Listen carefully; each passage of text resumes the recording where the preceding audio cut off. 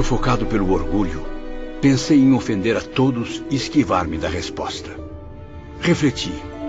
Por que haveria eu de responder a essa gentalha?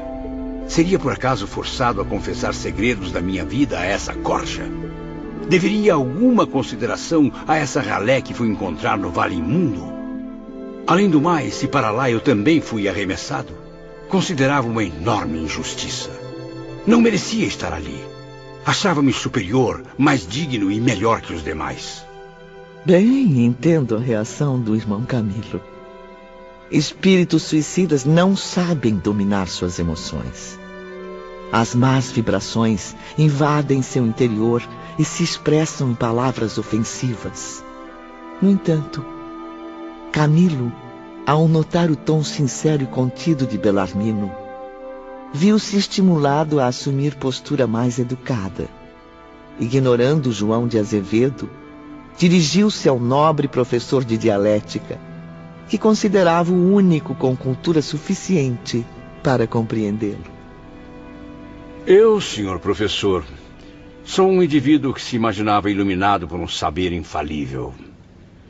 Na verdade, hoje começo a compreender que ignorava e continuo ignorando o que existe a 2 palmos do próprio nariz.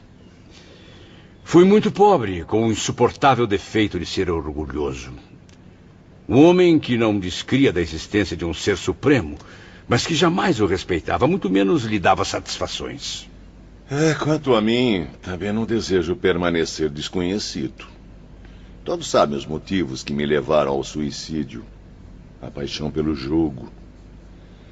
Joguei tudo, inclusive a honra e a própria vida. Por gentileza, senhor João de Azevedo, vamos deixar que Camilo prossiga. Em outro momento, ficarei honrado também com a sua exposição. Fui ignorante em descrer na possibilidade de leis onipotentes partindo do Criador para dirigir a criação, o que me fez cometer erros gravíssimos. Sofri, e minha vida foi repleta de desânimo. O arrependimento nunca foi virtude do meu caráter violento e agitado. Quanto mais sofria, mais irritado e genioso ficava. E o orgulho? Eterno companheiro. Fazia-me acreditar que, além de mim, só existiam valores medíocres. Foram décadas de sonhos não realizados, decepções e desejos insatisfeitos. E após tantos fracassos, a cegueira, amigo, atingiu meus olhos cansados como prêmio para tantas lutas. Que Deus tenha piedade. Somos todos sofredores. Fiquei cego. A eterna escuridão se estendia sobre meus olhos. E nem a ciência dos homens, nem a fé dos solidários amigos, nem mesmo as preces ao Criador seriam capazes de me curar. Cego? Eu? Como eu viveria assim? Pensava que se o ente supremo, de quem eu não descria até então, existisse realmente, isso não aconteceria, porque Deus não teria intenção de me desgraçar.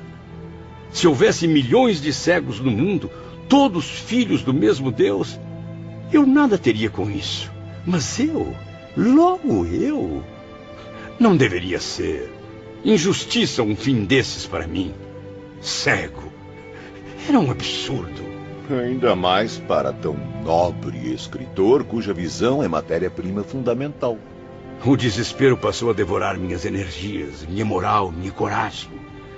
Fui aos poucos reduzindo minha inferioridade de um covarde.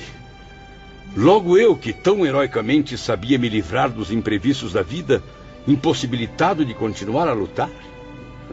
Dei-me por vencido. Ao ficar cego, compreendi que minha vida já pertencia ao passado. Era uma realidade distante. Foi assim que a obsessão do suicídio passou a rondar minha mente. A morte atraía-me como um honroso fim. Estendia-me os braços sedutores, mostrando falsamente a paz do túmulo em confortadoras visões. E como eram confortadoras, amigo Camilo Botelho? Seria a perfeita solução. O melhor meio para se chegar ao fim. Ao fim. Mas que fim, meu Deus. Decidido, sozinho com a desgraça, abandonado pela fé, criei um tribunal em torno de mim mesmo. Considerei-me um mártir e condenei-me sem apelação. Mas por quê, Camilo? Por quê? É que tive medo e vergonha de ser cego. Matei-me no intuito de encobrir da sociedade, dos homens, dos meus amigos, a minha deficiência. Não, meu orgulho jamais permitiria. Ninguém iria se vangloriar vendo-me receber a compaixão alheia. Ninguém contemplaria o espetáculo humilhante da minha figura tateando nas trevas. Meus inimigos não teriam o prazer da vingança ao assistirem à minha derrota. 1000 vezes não! E Deus? Por que não recorreu à luz do Senhor Supremo? Deus? Foi ingrato comigo, pensava. Revoltei-me contra o destino. Para mim, Deus, o destino, o mundo, a sociedade, estavam todos errados. Só eu estava certo. Somente eu. Porque eu possuía inteligência avantajada e era tão pobre, quase faminto, ao passo que circulavam em torno de mim ignorantes de cofres recheados.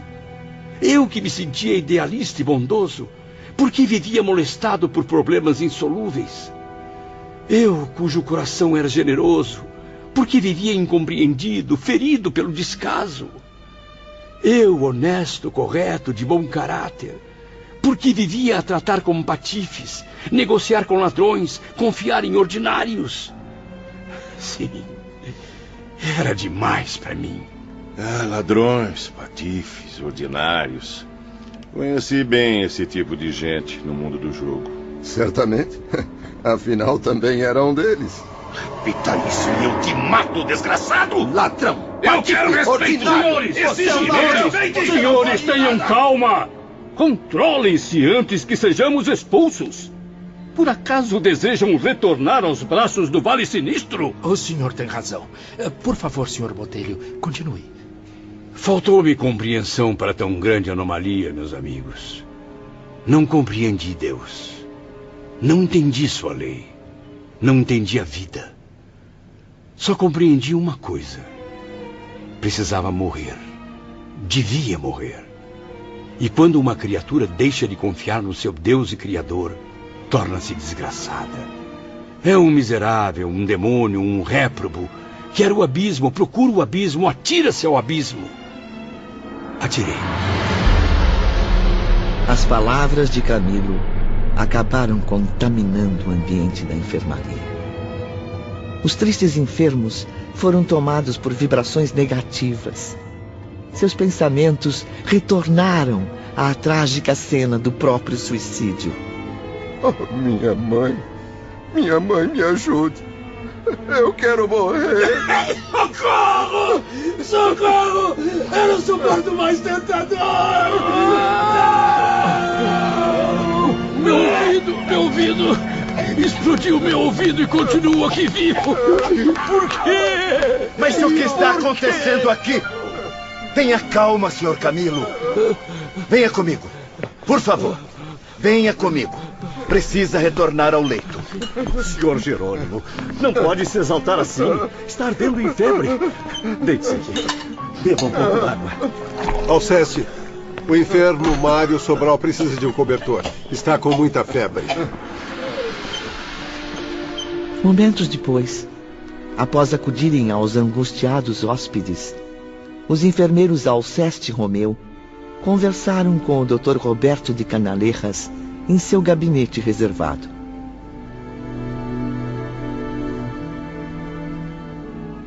Impressionante, Dr. Roberto. Um incidente assim não era previsto. A maioria estava em pranto, a se debater em crises. Mas vocês não alertaram os enfermos sobre permanecerem em silêncio? Sim, mas creio que algum deles estimulou o diálogo. Ainda bem que chegamos a tempo. Senão todos os 10 estariam descontrolados. Pois, mais uma vez, repito a conduta que devem transmitir a todos os pacientes. No Hospital Maria de Nazaré, o enfermo, rodeado das vibrações positivas de seus enfermeiros e dirigentes, deve auxiliar o tratamento, conservando-se em silêncio. Não é aconselhável entreter-se em conversas de assuntos pessoais. O resultado pode ser desastroso. Sim, Dr. Roberto. Ficaremos mais atentos. E o Dr. Carlos, onde está? Na enfermaria onde ocorreu o incidente.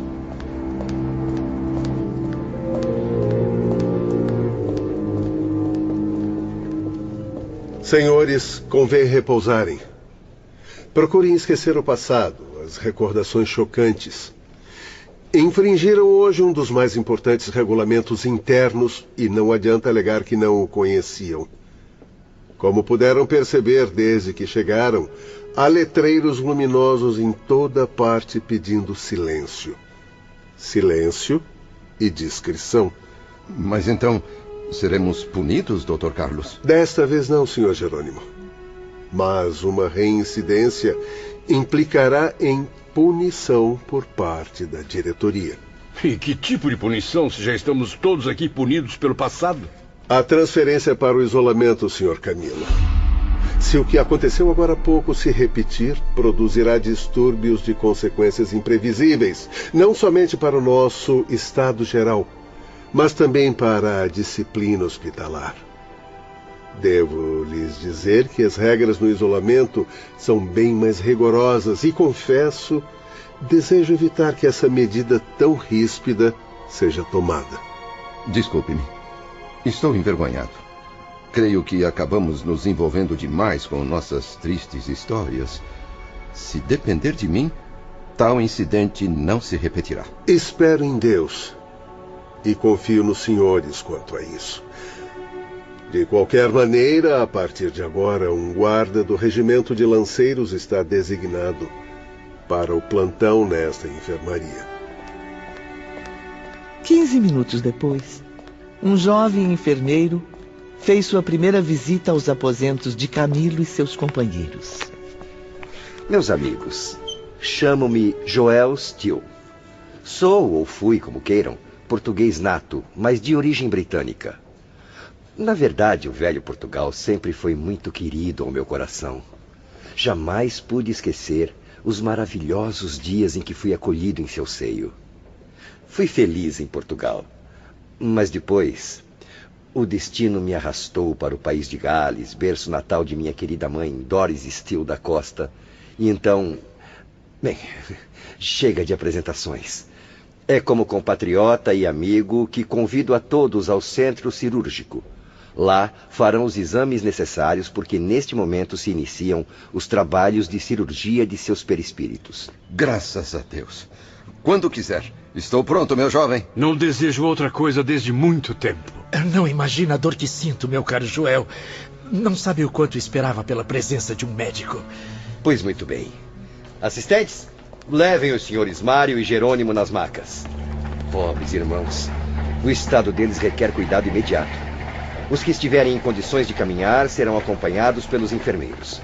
Podemos ir? Camilo e os demais enfermos saíram, amparados pelos braços fraternos dos assistentes. Ele pôde então distinguir algo desse magnífico hospital que ainda não havia notado. Não somente a arquitetura excelente, mas também o grandioso aparelhamento. Bem lembrado, Ivori. Um conjunto de peças extraordinárias, apropriadas às necessidades clínicas no plano espiritual. Pude perceber, mesmo com a visão comprometida, o elevado grau que atingiu a medicina entre nossos protetores, embora aquele local não representasse zona adiantada da espiritualidade. Médicos dedicados, com fisionomias bondosas, atendiam os necessitados. Entretanto, nem todos vestiam uniformes indianos. Muitos trajavam longos aventais brancos e transparentes, como umas túnicas especiais, de tecido fosforescente. Senhor Camilo, aqui chegamos ao pavilhão reservado aos trabalhos assistenciais. Transfiro os seus cuidados agora ao Dr. Roberto de Canalejas. Muito obrigado, Joel. Fico muito grato em revê-lo, Dr. Roberto.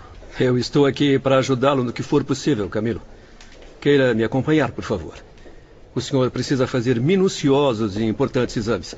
Meu pai, o Dr. Carlos e Ruaendo, nosso cirurgião, também vão lhe prestar assistência. Entra, Camilo. Estávamos esperando pelo senhor. Já conhece o Dr. Ruaendo? Boa tarde. Boa tarde. Fique à vontade. Vou ajudá-lo a deitar-se.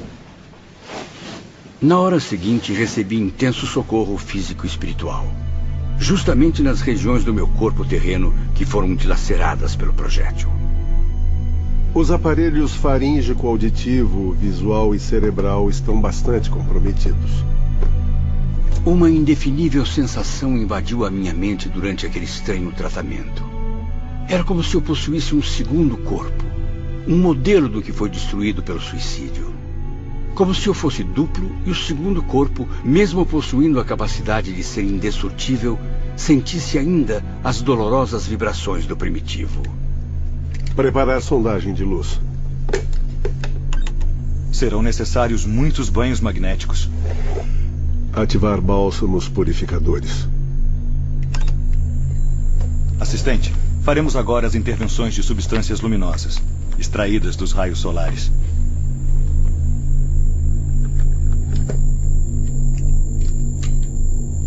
Envolvido em aparelhos luminosos além da compreensão humana, permaneci sob os carinhosos cuidados do velho Dr. Carlos de Canalejas e do cirurgião hindu. Enquanto isso, o jovem Dr. Roberto observava a tudo, pois encontrava-se ainda em aprendizado na medicina local. Força, Camilo. Confie no futuro.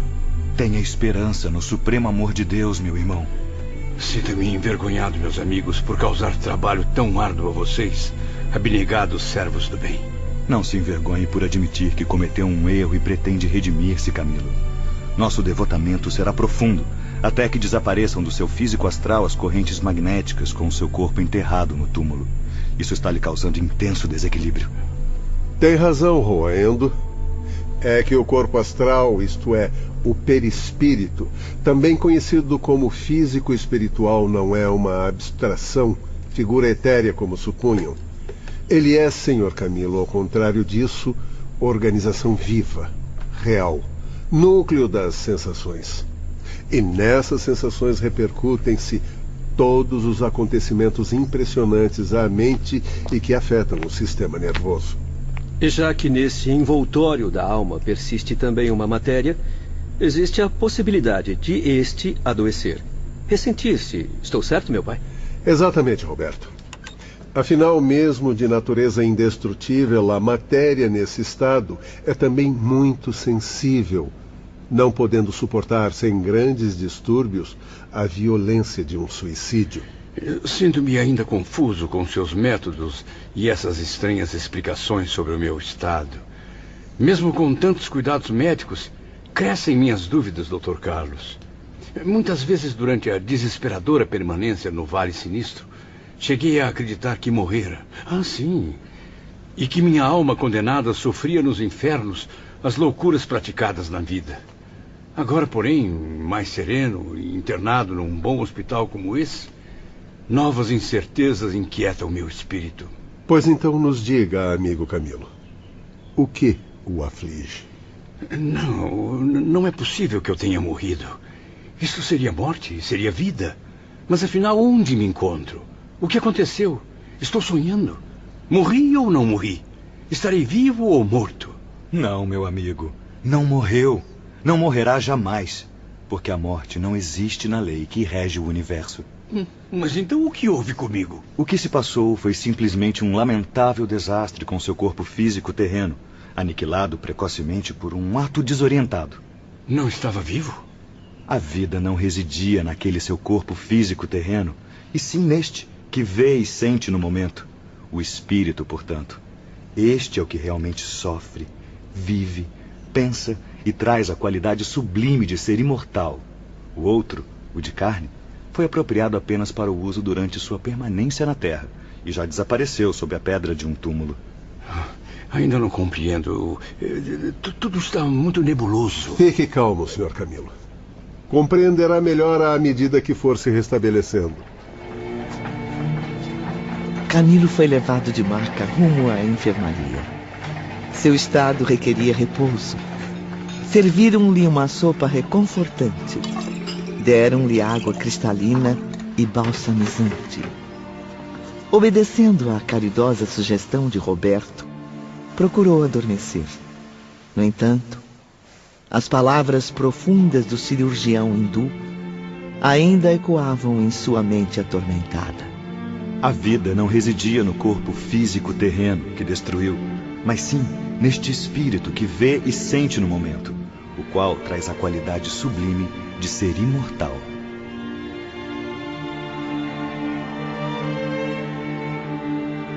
O tempo passava. Não tínhamos notícias de nossas famílias nem dos amigos. Profundas saudades amarguravam nossos corações. Oh, minha amada esposa, não imagina quanta saudade. O que foi fazer comigo, meu amor? Como pude abandoná-la assim? Paciência, amigo Camilo. Esse mal-estar é passageiro. Difícil suportar, Joel. É muito doloroso estar longe para sempre dos entes queridos.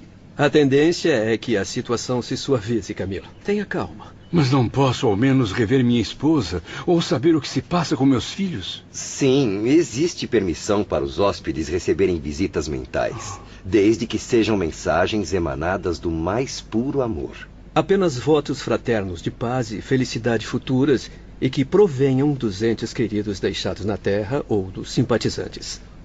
Até mesmo das moradas espirituais mais elevadas é possível receber mensagens, mas apenas daqueles que o amem, que se interessem pelo seu restabelecimento e progresso.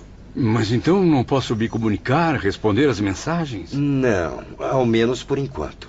E como posso recebê-las? Desde que tais pensamentos fossem irradiados por vibrações positivas, eles eram transmitidos por meio bastante curioso e eficiente, o qual, na ocasião, deixou Camilo perplexo por causa de seu desajuste espiritual. Mas voltemos às explicações dos doutores. Camilo, não sei se já notou, mas existe em cada dormitório um aparelho bastante sofisticado. Ele é feito de substâncias eletromagnéticas que acumulam altíssima potência de atração, seleção, reprodução e transmissão. Esse aparelho reflete em sua face espelhada quaisquer imagens e sons que caridosamente a ele forem dirigidos. Quando de um coração generoso emanarem vibrações fraternas pelas imensidões do espaço, invocando graças na oração à sua alma atormentada, você será imediatamente informado por luminosidade repentina. Por intermédio dela, será capaz não somente de ouvir a oração, mas também de ver a imagem de quem está falando. Mas isso é um sonho, um milagre. Agora tudo parece estranho e impossível à sua mente ainda confusa. Mas com o tempo compreenderá, Camilo, que é algo bastante natural, até comum nas esferas espirituais educativas. Ficará surpreso, meu amigo. Haverá momentos em que pessoas a quem nem sempre percebia como amigos leais surgirão no espelho magnético, enquanto outras, a quem sempre tratou com gratidão e amor, raramente ou jamais aparecerão. Poderei assim saber o quanto pensam a meu respeito, conhecer as súplicas dirigidas à providência divina, enfim, todo o bem que me possam desejar ou a meu favor praticar? Sim, Camilo. Mas lembre-se, tal acontecimento é raríssimo em quase todo o hospital. Como lhe dissemos, esse aparelho só é capaz de registrar as invocações sinceras, emitidas no momento da verdadeira prece. Ah, mas não desanime, hein?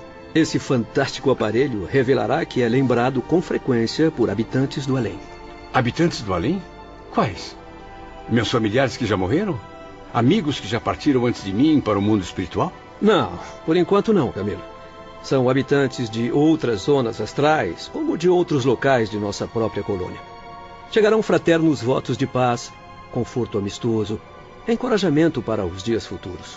Da Terra, discípulos de Jesus também se reúnem todos os dias, unidos em orações caridosas em favor dos enfermos que aqui se encontram. Irão visitá-los frequentemente através de correntes mentais vigorosas. Um bálsamo para nossas almas esquecidas. E além disso, caravanas fraternas, provindas de zonas espirituais mais favorecidas, virão confortá-lo com sua piedosa solidariedade. Certamente fará sinceras e duradouras amizades, pois o princípio dessas caravanas é baseado na fraternidade cristã, amigo Camilo. Fico imensamente grato por tanta dedicação de pessoas que nem conheço, meus caros Joel e Roberto. Mesmo assim, oh Deus, Como ficaria feliz em poder rever minha mãe, meu pai, meus velhos amigos que se foram há tempos. Eu devo ser realista, Camilo. Só daqui a muito tempo será permitido receber as visitas dos entes que lhe precederam no túmulo. Mesmo assim, serão aproximações rápidas. Mas por que tamanha tortura? O suicida está para a vida espiritual como o presidiário condenado está para a sociedade terrena. Não tem regalias normais. Vive a cumprir pena, onde não é lícita a presença de ninguém, a não ser dos seus educadores, além dele próprio. Por causa de seu estado vibratório tão precário, não conseguirá afastar-se do seu pequeno círculo até que os efeitos da brutal infração sejam totalmente exterminados. Esta é a lei, Camilo.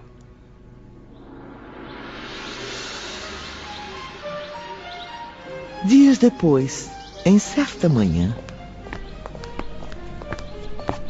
Bom dia, meus amigos. Como se sentem? Bom dia, Dr. Roberto. Aqui devemos confortadora visita logo ao nascer do sol. Bom, eu venho convidar a todos para uma importante reunião à tarde. Na ocasião, irão conhecer o diretor do Departamento para Esclarecimentos de Interesse Geral. Não quero comparecer. Estou indisposto. O que irão fazer? Prender-me por acaso? Jerônimo, o que é isso? Veja como fala com o doutor. Não o estou reconhecendo. Não se intrometa, Visconde Botelho. Não quero ir e pronto. Não sou obrigado a obedecer por um simples fato. Estou hospitalizado, doente, além do que agora não me interessa outra coisa a não ser notícias da minha família.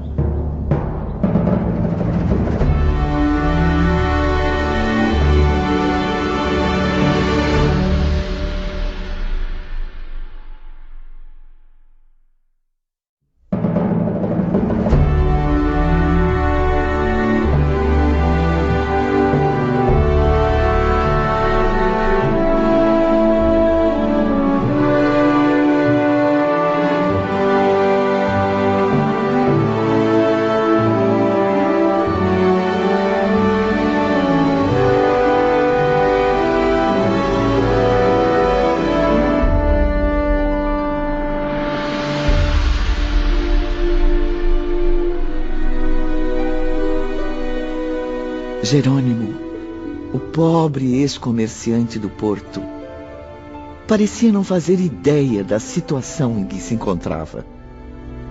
Mais do que os companheiros da enfermaria, perdia-se na desordem mental entre os estados do corpo e do espírito. Seu mau humor se agravava dia após dia, e naquele momento, ele acabou surpreendendo a todos com sua postura agressiva. Menos ao Dr. Roberto. Não há problema algum, Jerônimo. Eu vim aqui para lhes trazer um convite, não uma ordem.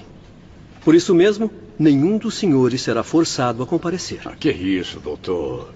Ficamos muito honrados com o convite. Creio que todos, exceto Jerônimo, irão à reunião com muito prazer. Senhor doutor, venho pensando em obter de Vossa Excelência um favor inestimável, pois acredito na generosidade de seu nobre caráter. Estou ao seu inteiro dispor, meu amigo Jerônimo. Em que posso ajudá-lo? É que tenho extrema necessidade de encaminhar um pedido à diretoria desta casa. Estou aflito pela falta de informações sobre minha família, que não vejo há muito. Nem eu sei há quanto tempo. Eu compreendo. E o que o senhor deseja? Em vão tenho esperado notícias aqui no mundo espiritual, e já não me restam forças para sofrer tamanha ansiedade. Desejo obter licença para ir até minha casa na Terra e certificar-me do porquê de tanto silêncio, tanto desprezo. Não sou visitado pelos meus, não recebo cartas. Seria possível que Vossa Excelência encaminhasse um requerimento ao senhor diretor? Absolutamente, meu caro. Os regulamentos internos não proibiriam minha atitude, proibiriam? Não há proibição. O diretor deste estabelecimento terá satisfação em ouvi-lo. Verdade? Posso então fazer hoje mesmo o requerimento? Sim, eu encaminharei verbalmente a solicitação. Joel retornará em breve com a resposta da direção. Até logo, senhores. Mas quanta petulância. Sorte sua, Dr. Roberto, ser um espírito convertido ao bem, dedicado operário da fraternidade. Sorte, caro Camilo. Por acaso considera a mim e aos outros, inclusive o senhor, homens de sorte? Fiz apenas um pedido. Tenho esse direito. E desde quando acredita que será atendido? Pensa que é o único a sentir saudades da família? Talvez não seja o único a desejar rever os familiares, mas posso ser o primeiro a alcançar tamanha bênção. Como diz o nosso companheiro jogador João de Azevedo, só ganha quem arrisca. Quem sabe? Cerca de meia hora depois. Bom dia, meus amigos. Jerônimo, como está? Doente e aflito. Um paciente impaciente. Então, qual foi a resposta? O diretor o convida a ir pessoalmente ao seu gabinete. Pois então, o que está esperando, Joel? Exijo que me devolva minha sobrecasaca e os demais trajes. Como posso me apresentar ao gabinete do maioral trajando este horroroso sudário de enfermaria? Como preferir, senhor Jerônimo. Acompanhe-me, por favor. Mas não pode ser. Até breve. Ou quem sabe, até nunca, meus amigos.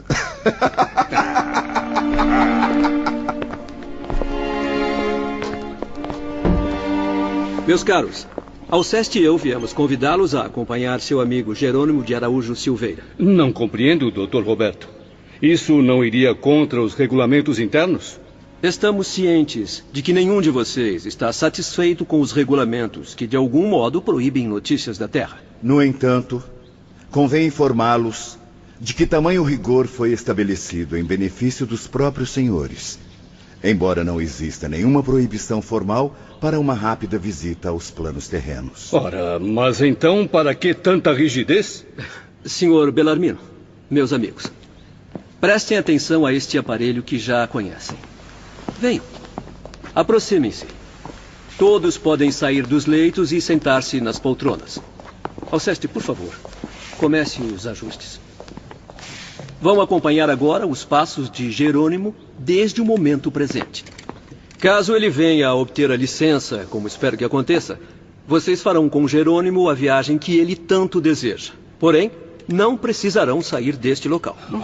E amanhã, se ainda desejarem descer aos seus antigos lares em visitas prematuras, serão atendidos imediatamente. Portanto, prestem atenção. Alceste vai ampliar o aparelho até que apareçam as imagens de Joel e Jerônimo em tamanho natural. Perplexos, mas interessados, acomodamo-nos nas confortáveis poltronas. Era como se aguardássemos o início de uma peça teatral. E, de repente... Espantoso! Joel diante de nós, no mesmo plano em que estamos. Sua imagem é perfeita. Parece estar conosco de verdade aqui dentro da enfermaria. Vejam, está amparando Jerônimo pelo braço, caminhando em busca da saída de serviço. E tudo ia se tornando tão intenso que logo esqueceram-se de que, na verdade, continuavam sentados em poltronas em seus aposentos no mundo espiritual. Mais real do que o cinema e superior à tecnologia da televisão, aquele magnífico receptor de cenas e fatos deixou Camilo e os demais completamente hipnotizados. E assim foi até que, embarcando na magia daquele fantástico aparelho, atravessamos com Joel e Jerônimo algumas alamedas do Parque Branco e chegamos ao edifício central. Ali se instalava a chefia daquela formosa falange de cientistas. Chegamos, Sr. Jerônimo. A partir de agora, está sob os cuidados de Romeu, assistente do diretor. Seja bem-vindo, meu amigo. Queira acompanhar-me até aquela sala de amplas janelas. Era um gabinete, espécie de escritório de consultas ou sala de visitas, disposto em perfeito estilo indiano. E o aroma? Ah, que aroma, minha cara Ivone. Um perfume sutil, de essência desconhecida ao nosso olfato, deliciou-nos. E ao mesmo tempo, ampliou nossa admiração pelo aparelho que nos servia no mundo espiritual. Logo em seguida, uma leve cortina de tecido flexível agitou-se numa das portas frontais. Confesso que me diverti ao ver a reação de Jerônimo. De um salto, o pobre homem que estava sentado procurou levantar-se e fugir, mas foi impedido por Romeu. Caro irmão Teócrito, aqui está nosso pupilo Jerônimo de Araújo Silveira. À sua frente estava um respeitável homem, em torno dos 50 anos de idade, rigorosamente vestido à indiana. Trazia um turbante alvo, no qual cintilava formosa esmeralda em forma de estrela. Túnica de mangas fartas, faixa na cintura e sandálias típicas. Romeu prosseguiu. Jerônimo vem nos preocupando muito. Deseja visitar a família no ambiente terreno. Ele não se conforma, muito menos suporta a obediência aos princípios de nossa instituição. Afirma que prefere acumular tristezas a esperar a ocasião oportuna para satisfazer seu desejo. A nitidez da imagem era de um realismo absurdo, surpreendente. O rosto do ilustre diretor, suavemente moreno, era de linhas clássicas, e o brilho de seus olhos faiscava inteligência. Percebi que Jerônimo, assim como nós, ficara surpreso e encantado com aquela nobre figura. É a mais pura expressão da verdade, senhor príncipe. Prefiro envolver-me novamente no remoinho de dores do qual saí há pouco, a suportar por mais tempo as saudades da minha família. Se então não existe proibição nas leis, rogo a generosidade de Vossa Alteza concessão para rever meus filhos. Ah, as minhas queridas filhas. Como são lindas, senhor. São 3, e apenas um rapaz. Arinda, Marieta, Margarida, que deixei com 7 anos, e Albino, que já tinha feito 10. Sofro tantas saudades, meu Deus. Minha esposa chama-se Zulmira, bonita mulher, e bastante educada. Estou aflito, desesperado.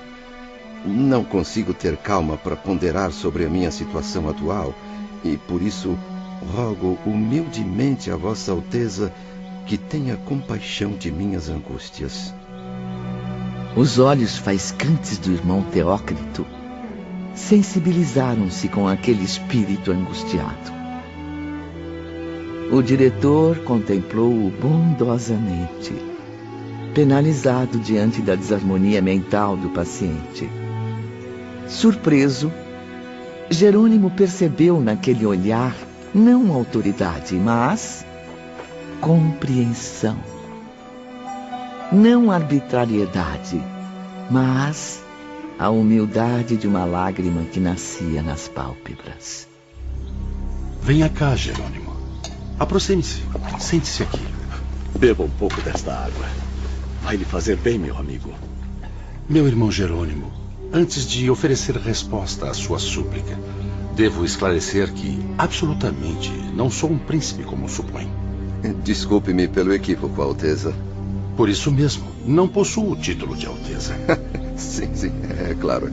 Sou simplesmente um espírito que, tendo vivido, sofrido e trabalhado em várias existências sobre a Terra, aprendeu algo que com a própria Terra se relaciona. Desculpe-me, Sr. Teócrito. Minha mente está muito confusa. Não compreendo muito bem o que diz. Um servo de Jesus Nazareno, meu irmão. Eis o que tenho a honra de ser. Embora muito modesto, sem merecimentos, rodeado de defeitos. O quê? O senhor? Rodeado de defeitos? Não acredito. A mim o senhor me parece ser brilhante, infalível. Nada disso, meu amigo. Eu sou um trabalhador humilde que, junto a você, sofredor, ensaia os primeiros passos no cultivo da vinha do Mestre Divino.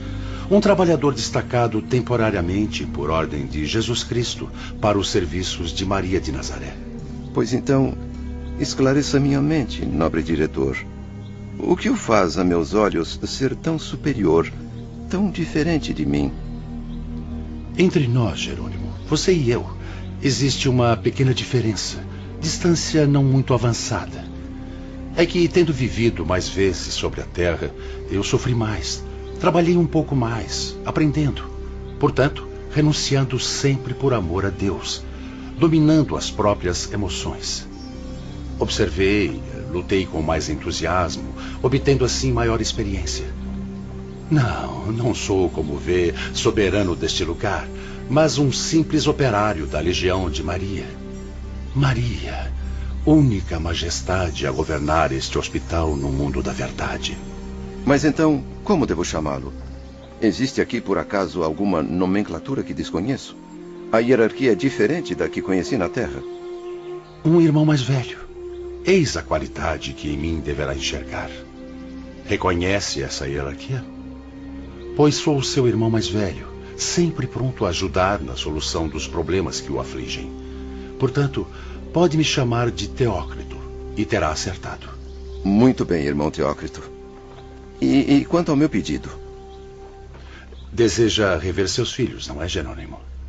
É justo, meu amigo.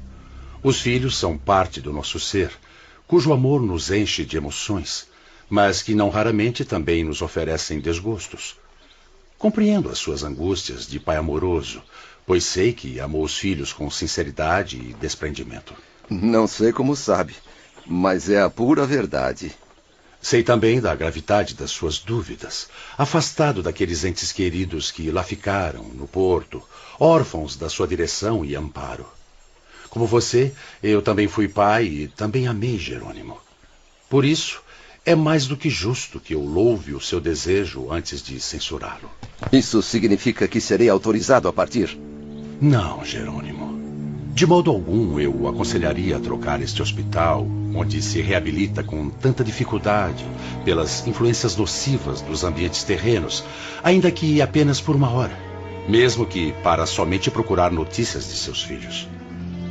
Senhor, com o devido respeito à sua autoridade, rogo-lhe compaixão. Trata-se de uma visita rápida. Dou minha palavra de honra de que voltarei o mais breve possível, porque bem sei que não passo de um prisioneiro. Mesmo assim, não posso aprovar a realização desse desejo no momento, ainda que o considere justo. Contenha um pouco mais os impulsos, meu amigo Jerônimo. Aprenda a dominar emoções, a reter ansiedades.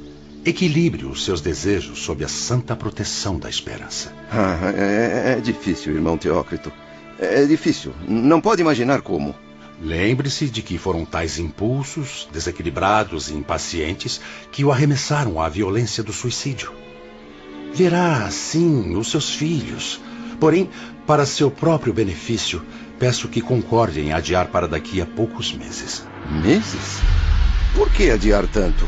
Ainda não está bem preparado para enfrentar as consequências do seu gesto. Concorde, Jerônimo, em se submeter ao tratamento conveniente ao seu estado, ao qual seus companheiros se submetem com boa vontade.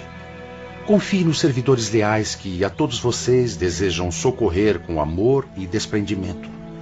Aceite o convite para a reunião de hoje à noite, porque imensos benefícios dela usufruirá. Reunião? Havia me esquecido quer dizer, da tal reunião. Uma visita à Terra, neste momento, ou contato com a família, nas precárias condições em que se encontra, seriam contrários aos planos elaborados para a reorganização de suas forças. Mas, senhor Teócrito, eu não ficaria tranquilo para nenhum projeto futuro enquanto eu não tivesse notícias dos meus familiares. Pense bem, Jerônimo. Só precisa ter um pouco mais de paciência e, acima de tudo, fé. Deus do céu. Margaritinha, minha caçula que lá ficou com 7 anos, tão loirinha, tão linda. Preciso vê-la agora, de qualquer maneira, senhor. Enquanto isso, na enfermaria, Camilo e seus companheiros testemunhavam a tudo com profunda ansiedade. Caráter rebelde, violento, só poderia agir dessa maneira. Será que Jerônimo não percebe que está errado? Quanta ignorância, meu Deus. Pela modesta experiência que tem o Sr. Camilo, ouso afirmar que será difícil convencê-lo a desistir. Confio, Dr. Roberto, na boa conduta e ponderação do nobre diretor. É um espírito elevado, justo. Certamente convencerá Jerônimo a esperar o tempo necessário. Deus queira que esteja certo, meu amigo. Infelizmente, Jerônimo não alcançou a sensibilidade suficiente para compreender... Compreender o quê? A sublime caridade que está recebendo. E todos voltaram novamente a atenção ao magnífico aparelho que continuou reproduzindo o diálogo entre Jerônimo e o irmão Teócrito. Já se lembrou de apelar para a grandeza do Todo-Poderoso? Assim, poderia alcançar as graças para a paciente espera que seria coroada de êxitos. Orar, orar e orar. É o que mais me pedem para fazer todos os dias, todas as noites. Mas as infinitas orações não resolvem o meu problema. Queremos o seu bem-estar, Jerônimo. Nosso desejo é resolver sua situação e promover sua reabilitação. Volte-se para Maria de Nazaré, sob cujos cuidados foi acolhido. É preciso que tenha boa vontade para se elevar ao bem. Continue a praticar a prece, a comungar com as vibrações superiores, capazes de animar seu espírito à redenção. Pois bem, prometo então orar ainda mais vezes, o quanto a diretoria do hospital julgar necessário. Não é bem assim, Jerônimo. É indispensável que ore por livre e espontânea vontade, porque jamais o obrigaríamos a isso. Muito menos poderíamos fazê-lo por você. Renuncie, então, a esse plano cujo resultado não será positivo. Confie em nossos bons desejos de auxílio e proteção à sua pessoa. Confiarei, senhor. Irmão Teócrito, viverei de joelhos aos pés de todos vocês, se for necessário. Mas só depois de rever os meus entes queridos e saber por que me abandonaram. Só assim compensarei de algum modo estas saudades que me torturam. O irmão Teócrito convenceu-se de que o seu dever de conselheiro estava cumprido. Seria inútil insistir. Contemplou Jerônimo, que se entregou às lágrimas, enquanto Romeu, o assistente, abanou a cabeça penalizado. O que disse é uma grande verdade, pobre irmão. Sim, só depois encontrará o caminho da reabilitação. A índole que só a mais profunda dor será poderosa o bastante para corrigir, encaminhando-as para o dever. Ainda não sofreu o suficiente para se lembrar de que descende de um Pai todo misericordioso. E o que podemos fazer agora, irmão Teócrito? Nada mais pode ser feito, Romeu. Poderíamos evitar este incidente, impedir a visita e punir Jerônimo por sua atitude. Temos autoridade e permissão para isso. Não. Pelo amor de Maria de Nazaré. Mas nossos métodos seriam incompatíveis com uma proibição autoritária, por mais que a razão estivesse do nosso lado. Não me façam sofrer ainda mais, não me façam sofrer. Ah, Jerônimo, ainda é materializado demais. Sofre ainda muitos danos terrenos para que possa nos compreender. Nada mais posso fazer agora em relação ao dilema que acaba de criar. Devo somente consultar nossos instrutores do templo.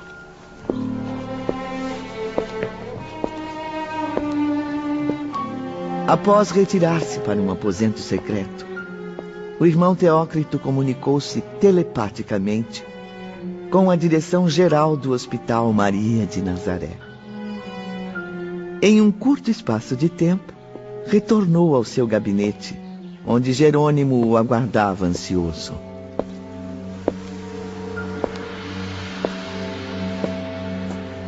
Nossos orientadores maiores permitirão a sua liberdade de ação. Um espírito nas suas condições não está livre das rédeas carnais. Dessa forma, não poderá ser forçado por nós a deveres que não aceitaria. Isso quer dizer que? Visitará seus entes queridos na terra. Irá a Portugal, à cidade do Porto, onde residia, a Lisboa, como deseja. Ah, graças a Deus. Graças à diretoria geral. Romeu, como estou? Preciso tomar um bom banho, me recompor. E não se esqueça dos meus trajes, hein? Compreendo o seu entusiasmo, meu amigo. Mas não se esqueça. A ternura paternal do Criador leva a extrair, muitas vezes, de um ato condenável, um exemplo saudável tanto para o próprio delinquente quanto para quem o observa. Por isso, estou certo de que sua inconsequência servirá de exemplo para você mesmo e de advertência para quem dela tomar conhecimento. Perfeitamente, irmão Teócrito. Estou liberado. Só mais uma coisa, meu caro. É que, deixando de aceitar nossos conselhos e rebelando-se contra os regulamentos, cometerá um erro cujas consequências recairão sobre você mesmo. Essa visita, portanto, será realizada sob sua exclusiva responsabilidade. Não existe permissão para ela. É o seu livre arbítrio que a impõe. Compreendo. Posso ir agora? Se as decepções forem maiores que suas capacidades para o sofrimento, dirigirá as queixas contra si próprio, Jerônimo. Por isso deixamos de fornecer as desejadas notícias pelos meios de que dispomos. Afinal, a verdade é que não havia necessidade de se afastar daqui a fim de obtê-las. Vamos, Jerônimo. Precisa se preparar para partir. Obrigado, irmão Teócrito. Muito obrigado. Pode ir agora, meu amigo. Que os seus caprichos sociais terrenos sejam satisfeitos. Porque bem cedo ficará aborrecido com a terra. Que o deixem agir como deseja. A lição será amarga, mas irá proporcionar uma compreensão mais rápida e, com o poder de Deus, maior progresso também. Enquanto isso, na enfermaria, fez-se uma pequena pausa na reprodução dos acontecimentos. Todos os enfermos, a começar por Camilo, reprovaram o comportamento de Jerônimo. Jamais imaginei que ele pudesse se comportar com tanta displicência. Má educação. Esta é a principal causa de tamanho desrespeito aos regulamentos. Eu concordo em parte, caro Belarmino. Certamente a boa educação ajuda muito na adaptação aos ambientes espirituais. Porém, ela não representa tudo. Os puros sentimentos, o estado mental em harmonia com princípios elevados e o bom caráter, produzem a boa educação moral e espiritual. E tais virtudes formam o principal elemento para uma esperançosa situação no além-túmulo, desde que o suicídio não venha a anular tal possibilidade. Dr. Roberto, os diretores não poderiam fornecer as notícias solicitadas sem que o enfermo se arriscasse em uma viagem tão perigosa? Sim, meu bom Camilo. Se tais notícias cooperassem para o bem-estar do paciente. Aliás, em regra geral, convém a entidades espirituais suicidas como vocês ficarem longe de emoções fortes. Haja vista o estado de exaltação em que se encontram. Então, todos nós estamos, por acaso, proibidos de sentir saudade dos entes queridos? Mas é claro que não. Saudade é um sentimento positivo, desde que em equilíbrio, é como qualquer outro sentimento. Eu só quero esclarecer que notícias da Terra jamais confortarão nenhum de nós que pertencemos à espiritualidade. No caso de Jerônimo, é evidente o objetivo da diretoria de esconder do enfermo algo que o magoará profundamente sem necessidade. Por que, Dr. Roberto? Bom, porque se Jerônimo se submetesse de boa vontade aos regulamentos, a realidade que ele presenciará em breve viria na época certa, quando estivesse preparado para enfrentá-la. Isso evitaria choques muito dolorosos. Porém, agindo sem subordinação, coloca-se numa situação delicada e por isso terá que responder pelas próprias consequências. E quais serão as consequências, doutor?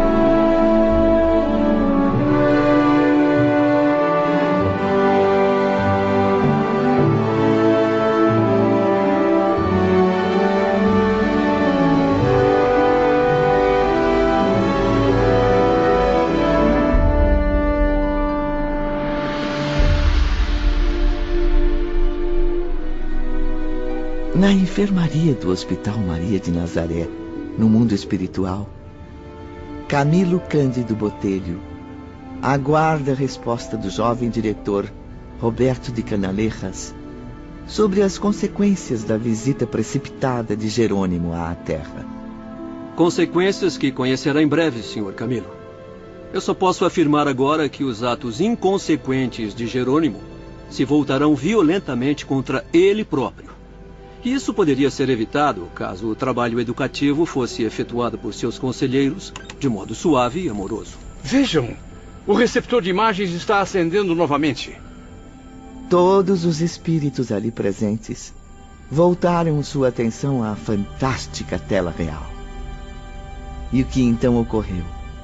Ultrapassou todas as expectativas, a ponto de Camilo e seus companheiros passarem a sofrer juntos com o desventurado Jerônimo.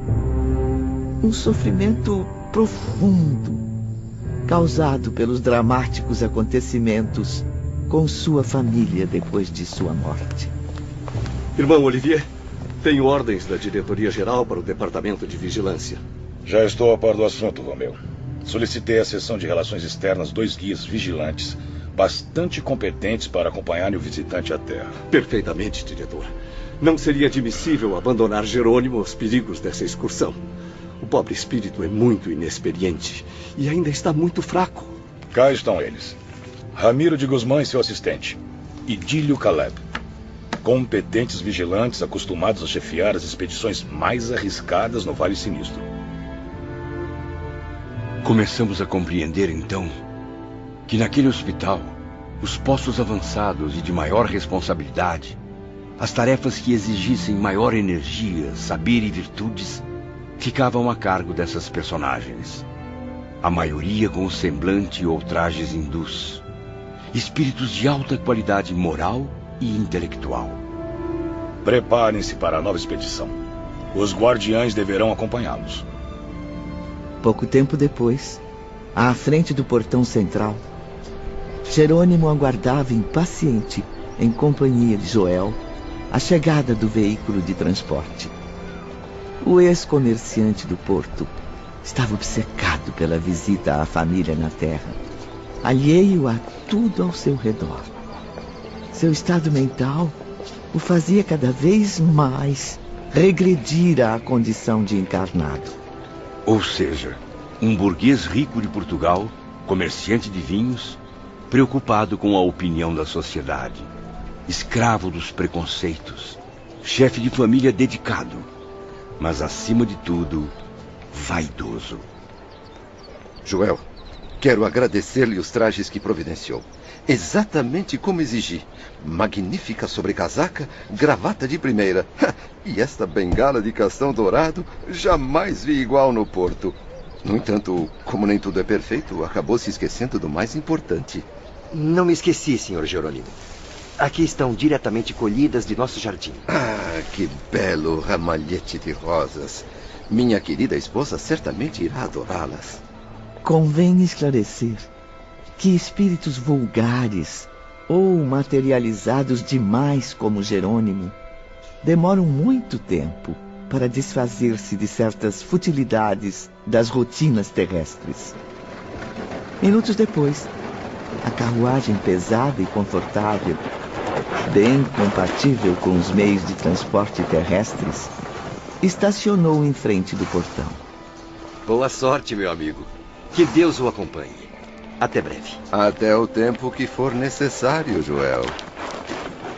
Escoltado com rigor, viajando naquele veículo discretamente fechado, Jerônimo assemelhava-se a um prisioneiro, embora não percebesse. Também não distinguia a presença de Ramiro e seus auxiliares, julgando-se numa viagem comum como as que fazia na Terra. Camilo e os outros enfermos viram, então, Jerônimo atravessar estradas sombrias, nevoeiros e vales lamacentos, cuja visão nos deixava inquietos. Não se impressionem, meus irmãos. Essas paisagens são apenas produtos das mentes viciadas dos homens terrenos e de espíritos desencarnados infelizes.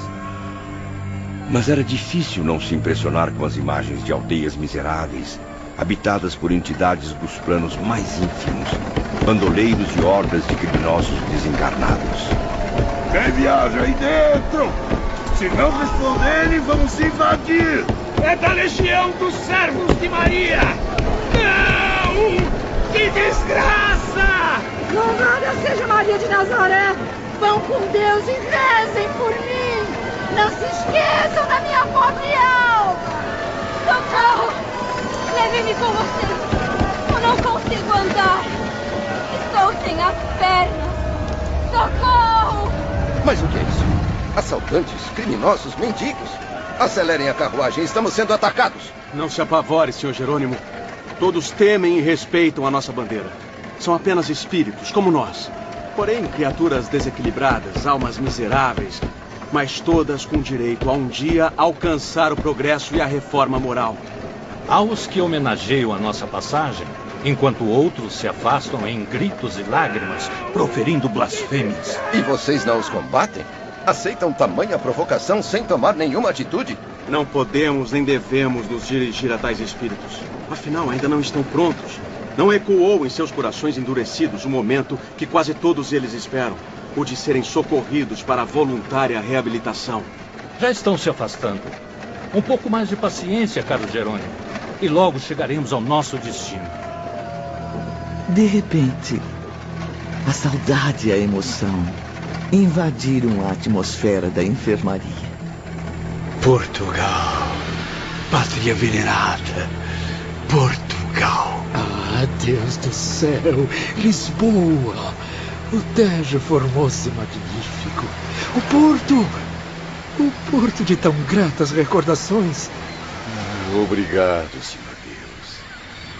Obrigado pela graça de revermos a terra natal depois de tantos anos de ausência. E as paisagens portuguesas, Ivone. Todas elas muito queridas aos nossos doloridos corações. Rodeavam-nos como se fizéssemos parte da comitiva. Enraizava-se ainda mais nos enfermos a magia confortadora do aparelho receptor de imagens. E a impressão que tinham era que pisavam pessoalmente o solo português, quando, na verdade, nem saíram do Hospital Maria de Nazaré no mundo espiritual. A paisagem distante da cidade do Porto aproximou-se aos poucos da nossa visão. Instantes depois, já podíamos ver a caravana caminhando pelas ruas da cidade. Quantas vezes já caminhei por essas vias tão conhecidas do meu confuso passado. Caminhou, caro professor Belarmino? Pensei que um nobre de sua estirpe só trafegasse em luxuosas carruagens. Concentrem-se, senhores. Veja, a caravana parou.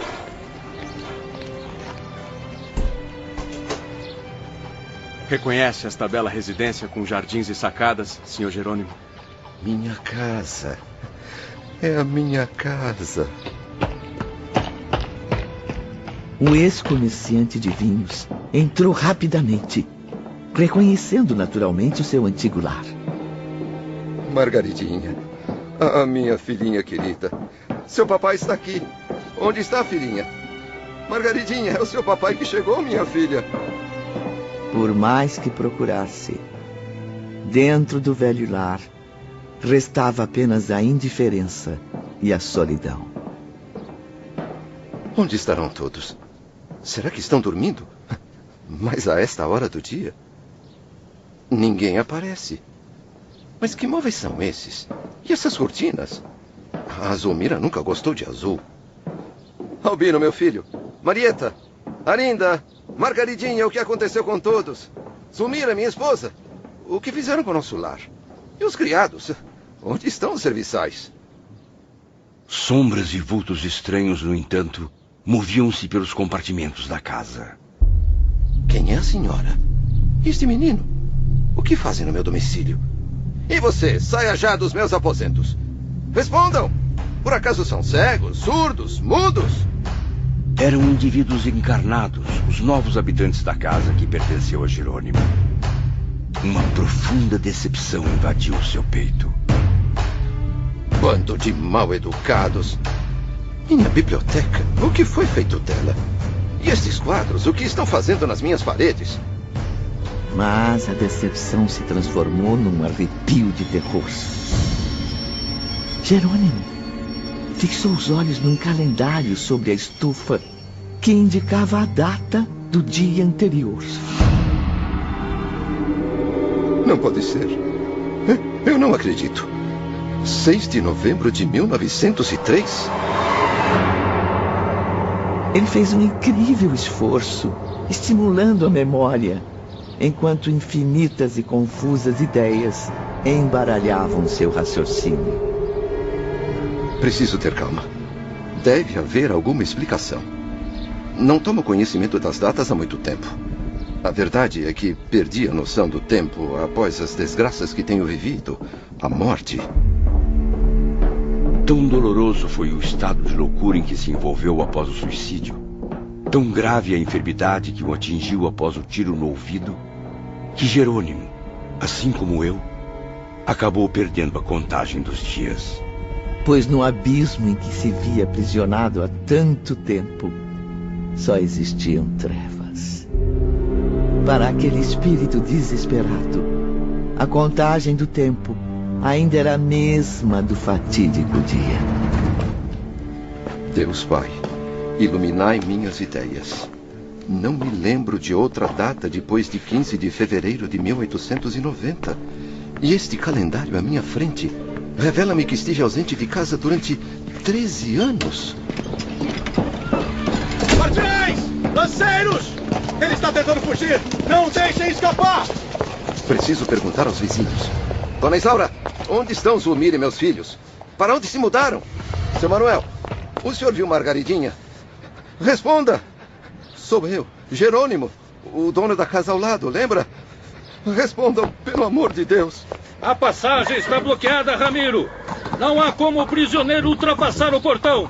Então tragam logo Jerônimo para dentro da carruagem. Vamos seguir viagem. Devemos regressar à colônia em poucas horas. Não, não! Deixe-me procurar por meus filhos! Logo após entrar no veículo, os protestos impressionantes de Jerônimo foram acudidos por entidades curiosas, almas errantes do plano invisível. Eram espíritos ainda escondidos nas camadas mais baixas da terra. Ah, pobrecinho! Perdeu a mulher e os filhinhos! Quem mandou estourar os miolos, Culpa sua! Não. Somente sua! Não. Traidor! Eu sei bem onde elas estão. Só conto se me deixar viajar com você. Estão importunando o nosso prisioneiro, Ramiro? Convém expulsar essas pobres criaturas? Não interfira, Idílio. Deixe que Jerônimo os ouça.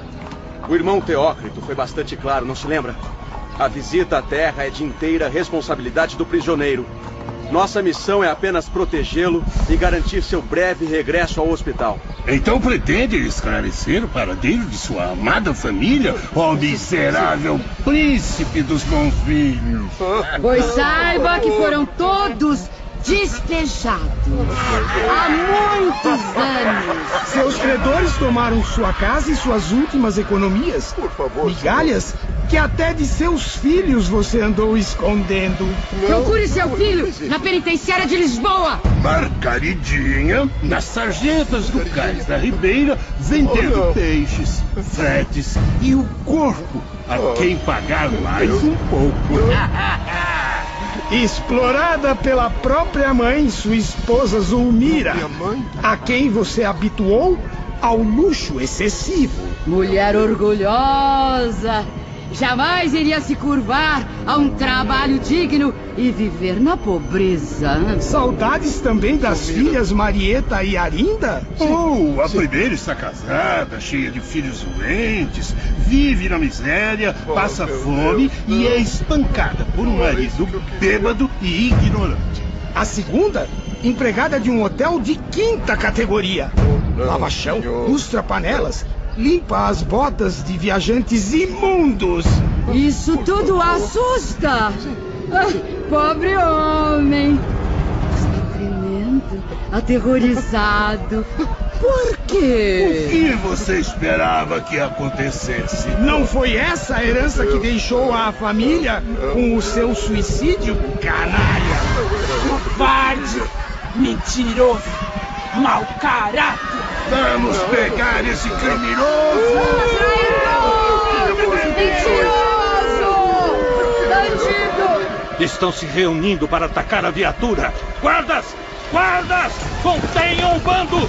Ramiro, eu quero ver meu filho agora. A carruagem partiu rapidamente, deixando para trás a multidão de espíritos obsessores, enquanto Jerônimo chorava profundamente, pensando na humilhante situação do filho. Oh, meu menino, esperança da minha vida. Filhinho querido, que abandonei quando mal completou 10 anos. Como pude entregá-lo assim ao destino? Aos perigos da orfandade. Meu Deus, meu Deus.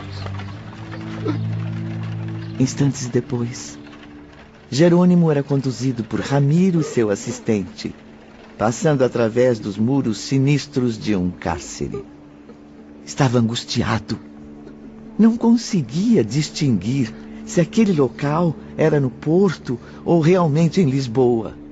Ao mesmo tempo, da enfermaria do Hospital Maria de Nazaré, meus companheiros e eu testemunhávamos todo o sofrimento de Jerônimo enquanto ouvíamos as explicações do Dr. Roberto.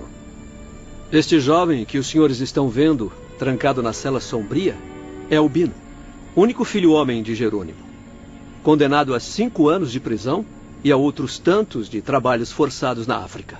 O que fez o rapaz para receber tamanho castigo? Praticou crimes de chantagem e latrocínio, Camilo. E como se não bastasse, reincidiu nas gravíssimas faltas. Retornando nossa atenção às imagens do milagroso receptor, vimos Jerônimo reconhecer o filho, esquálido, abatido, maltratado pelos rigores do cativeiro. Um jovem com pouco mais de 20 anos, embrutecido pelos sofrimentos e pela miséria. Um homem desvirtuado pelos vícios. O antigo negociante contemplou o filho sentado sobre um banco de pedra, com o rosto entre as mãos. Albino tinha os olhos amortecidos, dos quais rolavam lágrimas de desespero. A atração magnética entre pai e filho era intensa. E como se a presença do espírito de Jerônimo estimulasse a sensibilidade, a mediunidade de Albino, este passou a recordar o triste passado. Lembrou-se do pai morto e foi dizendo ao próprio pensamento, enquanto Jerônimo ouvia tudo, como se o filho falasse diretamente com ele em voz alta.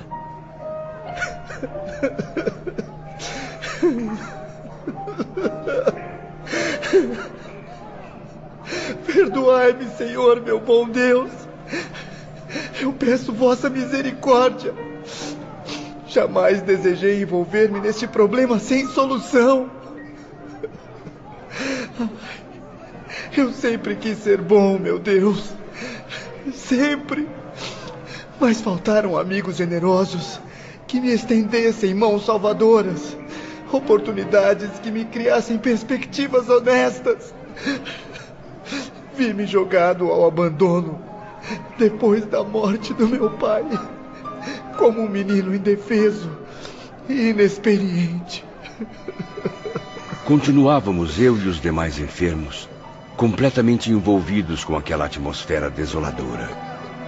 Mesmo na penumbra do cárcere, podíamos perceber as reações de Jerônimo às palavras do filho. A umidade das pedras, os gritos alucinados dos outros presidiários, testemunhávamos tudo, enquanto o atencioso Dr. Roberto nos alertava para outros detalhes. Espero que Ramiro e Idílio estejam atentos. Pelo que conheço da índole de Jerônimo, é capaz de induzir o filho a cometer uma loucura. Que tipo de loucura, doutor? Loucura é ter de suportar tamanho mau cheiro. Preferiria a morte a ter de passar uma só noite num calabouço fedorento como esse. Como bem percebeu, Sr. Bellarmino, o nosso aparelho não apenas transmite sons e imagens, mas todos os aromas que envolvem as situações, inclusive os mais desagradáveis. Quanto à sua pergunta, caro Camilo, Voltemos nossos olhares à tela luminosa. Não tive recursos para instruir-me, habilitando-me em alguma coisa séria e digna. Passei fome.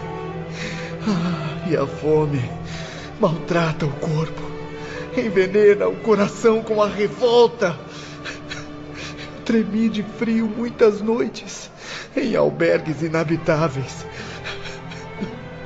E o frio que congela o corpo também congela o coração. Sofri a angústia da miséria, sem esperança e sem tréguas. A solidão do órfão, consumido por saudades do passado, envelhecido em pleno alvorecer da vida. Graças a tantas desilusões. Eram vibrações sombrias que repercutiam na consciência do pai suicida. Eu sou o grande culpado. Eu confesso, meu Deus, sou culpado pela situação do meu pobre filhinho. Eu sou o único responsável por tantas tragédias. Não pude me aproximar dos bons, dos honestos e respeitáveis, para que me compreendessem e me ajudassem. Eu tentei inúmeras vezes. Tentei conseguir emprego para ter um futuro digno, mas os antigos amigos que procurei me repeliram desconfiados. Duvidavam de mim, porque meus pais ficaram marcados pela desonra. Afinal, minha bondosa mãe perdeu as virtudes quando se viu desamparada e sozinha. Zulmira, a quem sempre ofereci do bom e do melhor, muito além das minhas posses. O que ela fez com vocês? Por que me diz que sua mãe desvirtuou-se? Jerônimo, ainda preso às vibrações da matéria, tentava se comunicar com Albino, acreditando que o filho pudesse vê-lo.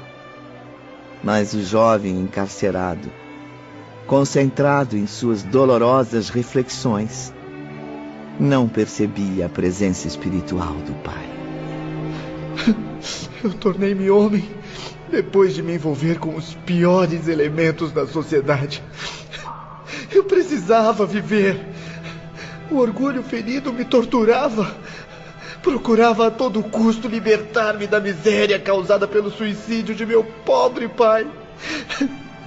Vi-me arrastado a tentações perversas, mas que, na minha ignorância, se apresentavam como soluções salvadoras.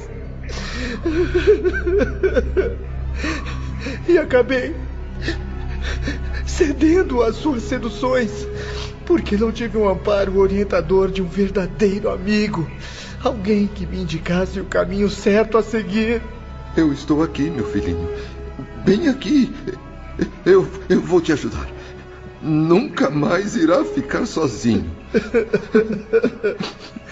Oh, meu Deus! Como é triste ser órfão e abandonado, ainda na infância, neste mundo repleto de armadilhas. Meu pobre e querido pai, por que se matou? Por quê? Não amava aos seus filhos que se desgraçaram com sua morte? Por que se matou, meu pai? Não teve sequer compaixão de nós? Ai, como eu me lembro do Senhor. E eu o amava. Eu amo. Eu também te amo, meu filho. Muitas vezes, logo que partiu, chorei de saudades. Tão bondoso que era para nós. Eu estou aqui, meu filho. Por que não me escuta? Por que não olha para mim? Eu sou seu pai. Vim para te proteger. Se nos amava, por que se matou? Por quê? Por que preferiu morrer, lançar sua família à miséria em vez de lutar?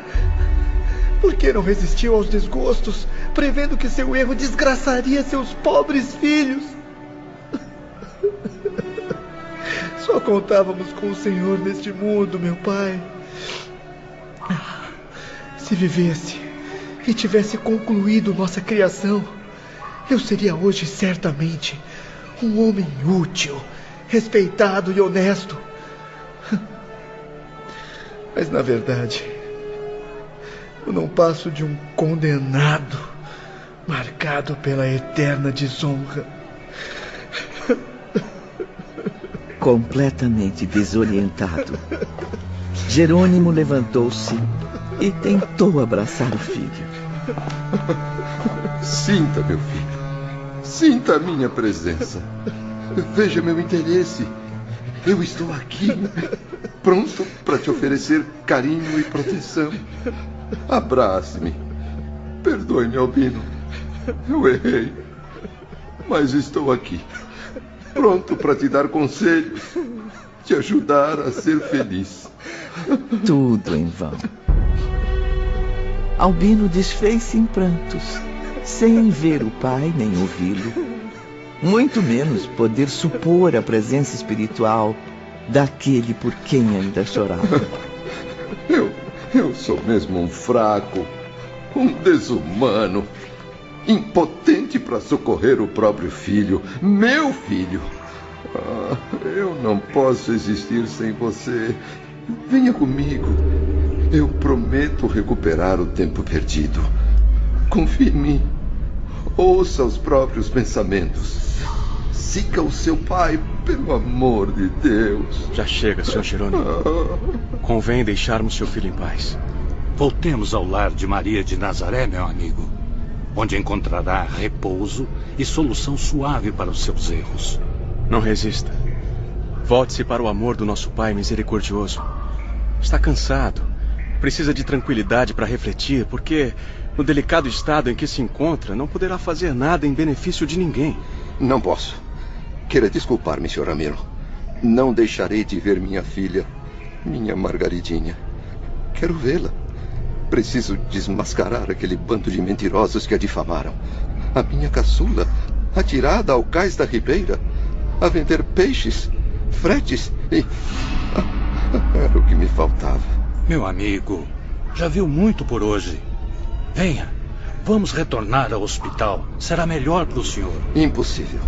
Impossível tanta desgraça acumulada sobre um só coração. Não. Não é verdade. Não pode ser verdade. Confio em Zulmira. Ela é mãe. Zelaria pela filha na minha ausência. Quero vê-la, meu Deus. Preciso ver minha filha. Preciso ver Margaridinha, Deus do céu. Ramiro e Dílio entreolharam-se desanimados. Nada podiam fazer para que aquele perturbado espírito suicida mudasse de ideia. Deixaram, mais uma vez, que o livre-arbítrio ditasse os rumos de mais uma surpreendente experiência.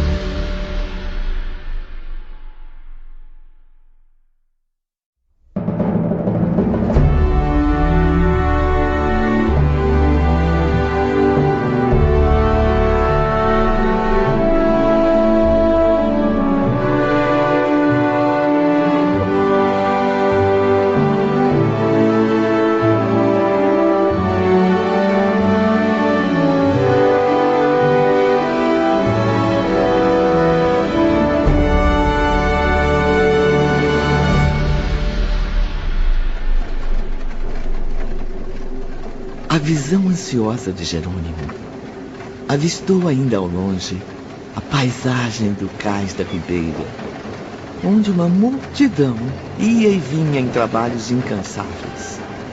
Multiplicavam-se as vendedoras ambulantes, as prostitutas, mulheres de péssima educação e honestidade duvidosa.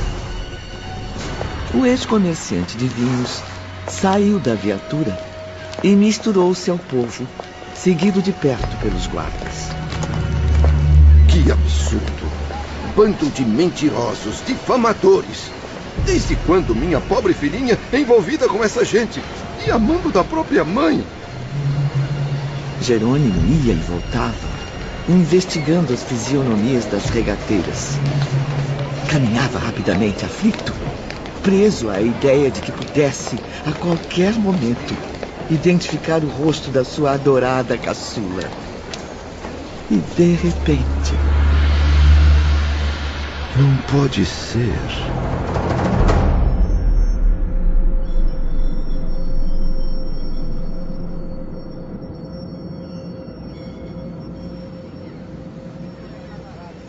Sua ladra! Não respeita nem a própria mãe! Venha cá! Onde está o meu dinheiro? Eu não roubei nada! Me solta! A senhora está me machucando! Jerônimo recuou e conseguiu reconhecer Zulmira gesticulando em discussão acalorada com uma jovem loira e delicada. Aproximou-se mais e acabou comprovando. Estava diante da esposa e da filha caçula, Margarida, trajando um vestido típico da classe mais miserável. Era, de fato, vendedora de peixes. Ao lado dela, porém, sua mãe vestia-se quase como as senhoras da sociedade, embora seu comportamento fosse como o das regateiras do cais. Onde você escondeu? Confesse! Eu sei que roubou metade do dinheiro para gastar com bobagens. Não fale assim, minha mãe. Eu não recebi nenhum dinheiro a mais. Nem todos os fregueses de hoje pagaram suas dívidas. Mentirosa! Os cestos de peixe estão quase vazios. Fale a verdade, sua rameira. Fale! Pra quem vendeu a mercadoria? Ou se não vendeu peixes, com quantos homens já se deitou hoje, hein? Ou foi apenas com um por quem se apaixonou? Pare, mamãe! Por que me humilha desse jeito? Já não disse que não deve se apaixonar? Paixão não traz dinheiro, muito menos felicidade. Veja o que o seu maldito pai fez comigo. O que é isso, Zulmira? Afaste-se da minha filha. Venha cá, Margaridinha. Não chore, meu amor. O papai está aqui. Vamos voltar para casa. Aqui não é lugar para você. Margaridinha, olhe para mim, querida. Não reconhece seu pai? Não escuta a minha voz? Sou eu, minha florzinha. Merece uma surra danada! Vamos! Recolhe os cestos! Em casa você há de se ver comigo. Zulmira! Zulmira, pare com isso! Respeite a minha autoridade! Zulmira, por que me ignora desse jeito? Não vê que estou aqui? Sou seu marido, Jerônimo! Vimos através da tela mágica a triste imagem de Margarida suspendendo os cestos, ajeitando-os no ombro e afastando-se em silêncio. Zulmira, por sua vez, seguiu-a nervosa, insultando a pobre jovem sem a menor discrição. Nenhuma nem outra notaram a presença espiritual de Jerônimo, que, acompanhado dos guardiães, partiu atrás delas. O percurso foi breve. Residiam num casebre sombrio nas imediações da ribeira no porto. Diga-me! Onde escondeu meu dinheiro? Eu quero tudo que recebeu! Meretriz do cais!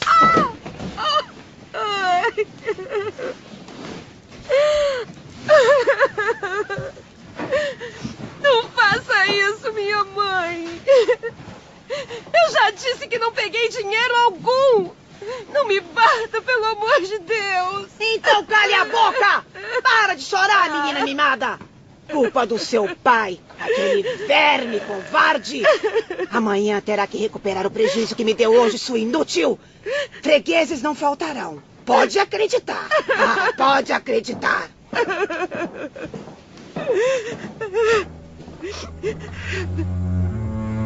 A jovem ficou só, chorando profundamente.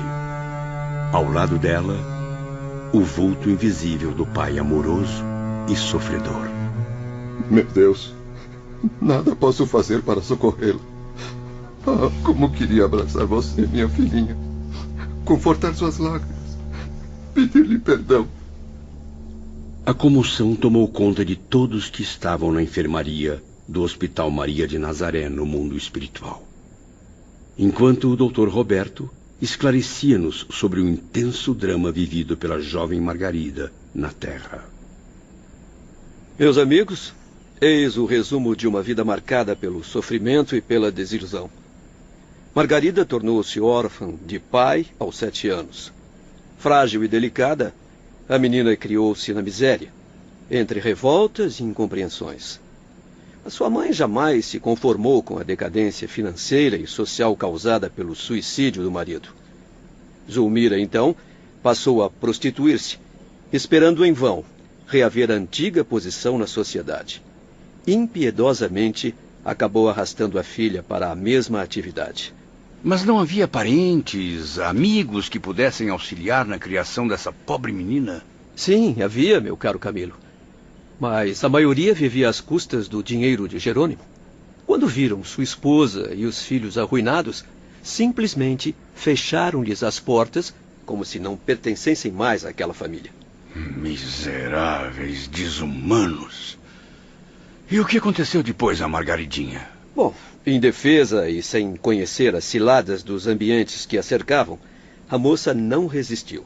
Apesar de não apresentar tendências para viver aquelas cruéis situações, Margarida passou a trabalhar exaustivamente no Cais da Ribeira, de onde tirava recursos para ela e a mãe não passarem fome. E a mãe? Nunca teve um pingo de compaixão? Não, infelizmente. Passou a viver somente para os próprios caprichos. Agenciava fretes, vendas variadas, negócios nem sempre honestos, empregando na sua execução a força e a juventude atraente da filha. Zulmira escravizava a caçula, apoderando-se dos lucros e das vantagens para si mesma. Quanta crueldade, meu Deus! Mas a menina nunca reagia? Raramente, meu amigo.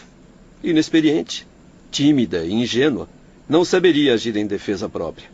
Conservava-se submissa à mãe exploradora. Voltando ao ambiente miserável, onde viviam Margarida e Zulmira, vemos agora Jerônimo de joelhos aos pés da filha. Nessa humilhante posição de culpa, ele recebeu o supremo castigo que as consequências do suicídio causaram à sua consciência. Infelizmente, Ivone, o drama vivido pela pobre Margaridinha é cada vez mais comum na sociedade atual. Diariamente, pais inconscientes e inconsequentes fogem à responsabilidade de guias da família, onde mães vaidosas e levianas envolvem-se nas paixões mais pervertidas. E enquanto Zulmira não voltava ao casebre com novas agressões e injúrias, a caçula de Jerônimo pensou no pai, sem perceber sua presença invisível. Que falta me faz, ó meu papai querido. Lembro-me tanto do senhor. E mesmo com tanto sofrimento, jamais me esqueci da sua bondade. Quantos males o destino teria me poupado, meu pai, se não tivesse desistido de velar pelos seus filhos até o final, suicidando-se.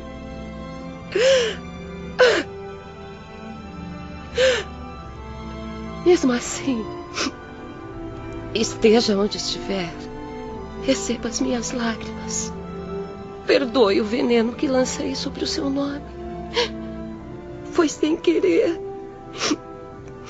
Tenha compaixão das minhas infelicidades. Ajude-me.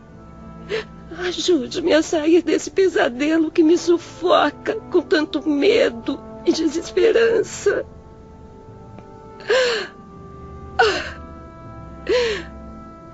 Dê-me coragem, papai. Dê-me coragem. Chega! É o máximo que posso suportar, meu Deus. Margaridinha, eu estou aqui, meu amor. Oh, quanto remorso, quanta dor. De que adianta sentir tanta compaixão sem poder dizer uma só palavra de conforto à minha pobre filhinha? Não aguento mais. Eu preciso fugir daqui. Saiam da minha frente, eu não suporto mais. Deixem-me sair daqui. Ramiro imediatamente fez um sinal aos lanceiros para que protegessem Jerônimo de uma possível fuga. Edílio, afaste-o daqui agora. Pobre menina, tão bela quanto sofrida. Ramiro, que foi pai e teve uma filha muito amada, porém ainda mais infeliz que Margarida, aproximou-se carinhosamente, pousando suas mãos protetoras sobre a testa da jovem, transmitiu-lhe suaves fluidos magnéticos, encorajadores e confortantes. A moça, então, dirigiu-se ao leito e adormeceu profundamente, sob a bênção paternal do servo de Maria. Mas o que é isso? Eu sou o pai. Sou eu quem devo socorrê-la. Deixe-me ajudá-la. Chega de loucura, Jerônimo. Atingiu o máximo de desobediência que podemos tolerar.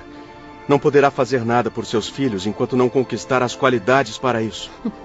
Mas eu não posso abandoná-los assim, Ramiro. Não entende que seus filhos, passando agora por duras provações, se entregariam fatalmente ao suicídio como o senhor? Por acaso deseja mesmo ficar junto deles, influenciando suas mentes indefesas com suas vibrações nocivas de espírito ainda não esclarecido e perturbado? Jamais, jamais. Desejo apenas o melhor para eles, inclusive para a desvirtuada Zulmira. Pois então, Jerônimo, convém partirmos. Vamos retornar ao hospital. Ou deseja, por acaso, ainda investigar os passos de suas filhas Marieta e Arinda? Oh, não. Não, meu bom amigo. Basta. Não posso mais. Meus pobres filhos. A que abismo os lancei. Eu mesmo, que os amei tanto. Perdão, irmão Teócrito. Agora compreendo. Perdão, irmão Teócrito. E de nossa enfermaria, vimos que Jerônimo retornava então ao Hospital Maria de Nazaré. Depois disso, o ex-comerciante de vinhos não voltou mais a fazer parte do nosso grupo. Momentos depois, enquanto os enfermos preparavam-se para a reunião acadêmica... E então, algum de vocês já reviu Jerônimo? Um dos assistentes disse-me que ele continua convicto a não participar do encontro. E mais, pediu a presença de um sacerdote para obter conselhos. Depois do que aprontou na visita à Terra, será que o diretor atenderá a mais essa exigência? Eu acabei de retornar do gabinete do irmão Teócrito. Está agora sós com Jerônimo. Aprovo o seu pedido, meu irmão. Creio que é chegada a hora de seu espírito purificar-se rumo ao progresso verdadeiro. Muito obrigado, irmão Teócrito. Preciso mais do que nunca de um sacerdote para revigorar minha fé no poder divino.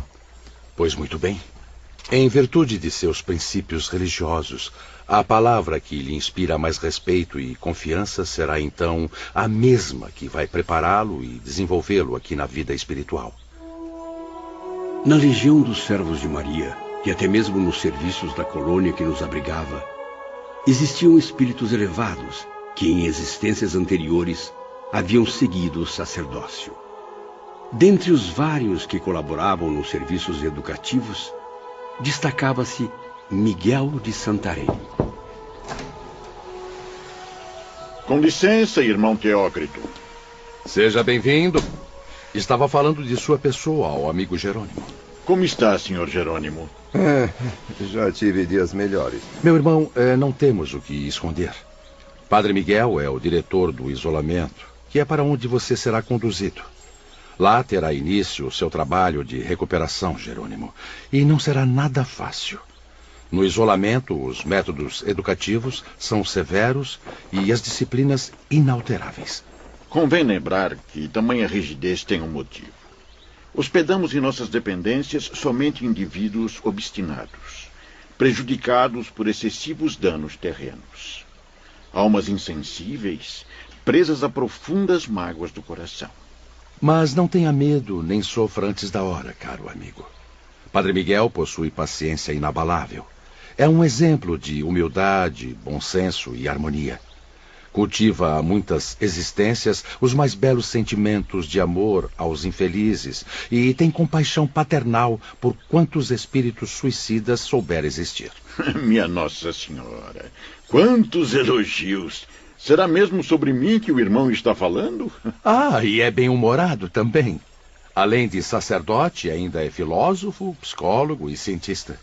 Em vida passada, chegou até a cursar doutrinas secretas na Índia. Certamente que o nome Miguel não veio de lá. Se estou bem informado, recebeu este nome em sua última migração terrestre, passada em Portugal. Bem informado como sempre, irmão Teócrito. E então, Jerônimo, preparado? Espero que sim, meus amigos. Pois está, a partir de agora, entregue a este operário de Jesus. Boa sorte, meu irmão.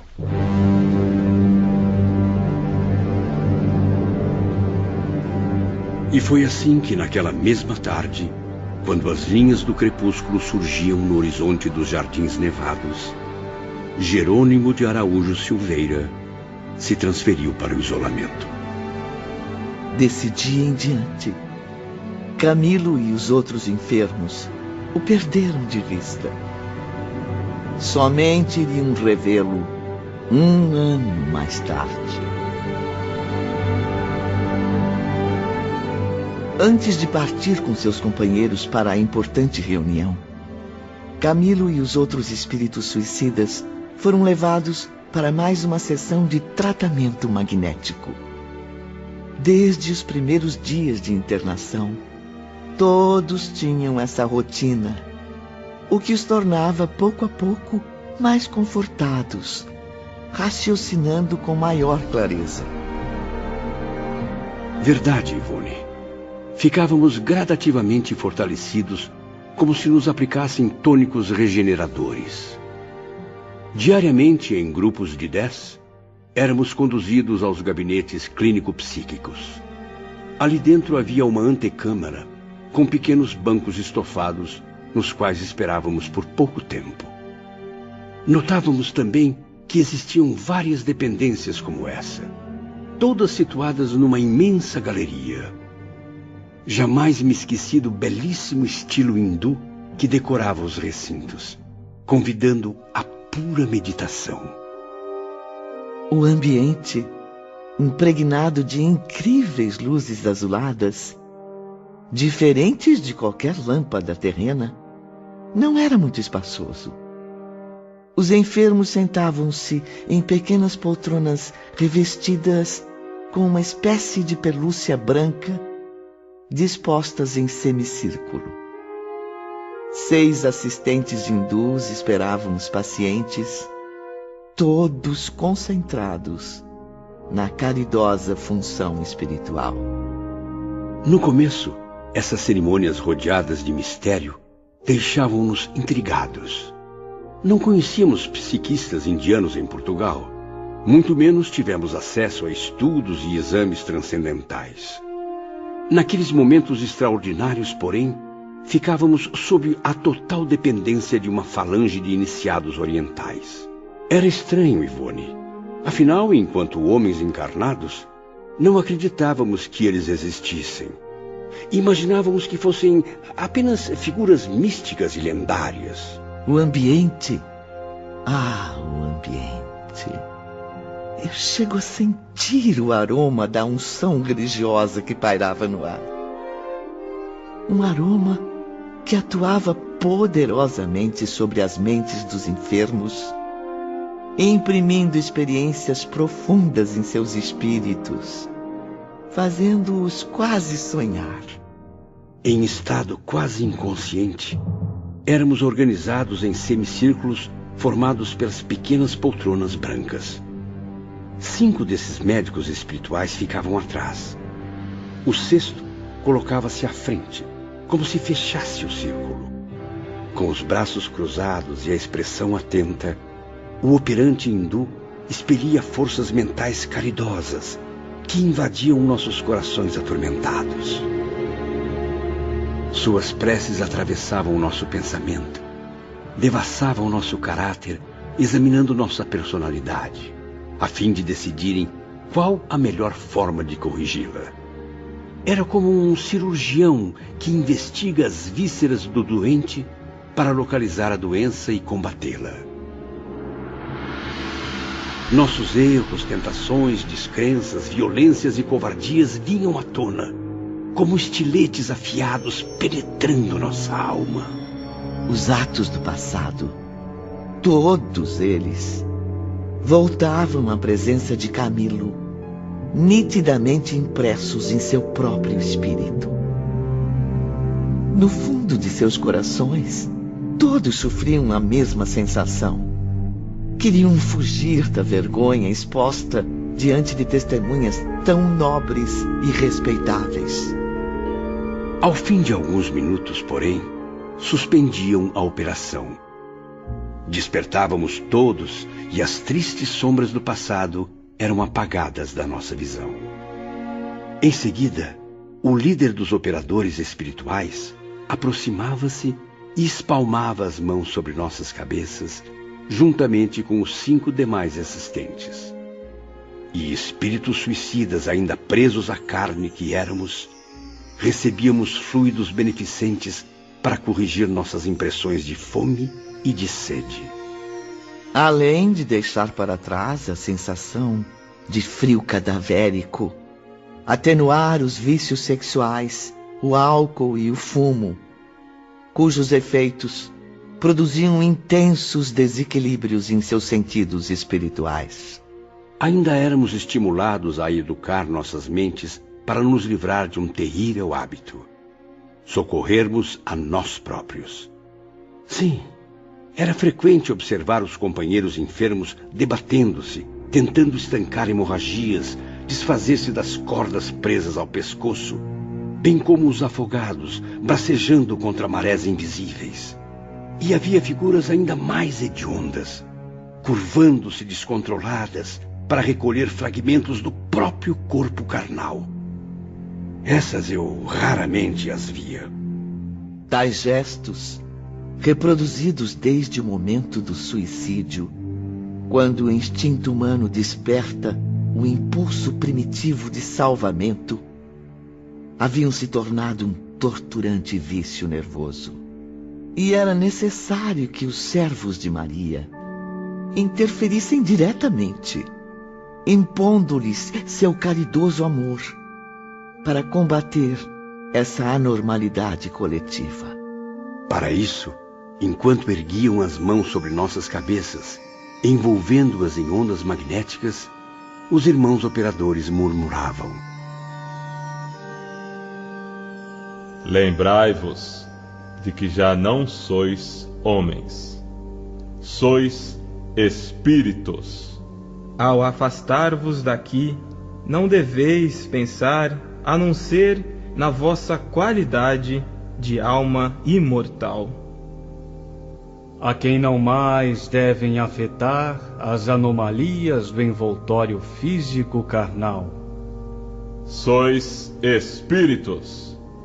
E será como espíritos que devereis prosseguir a marcha progressiva nos planos espirituais.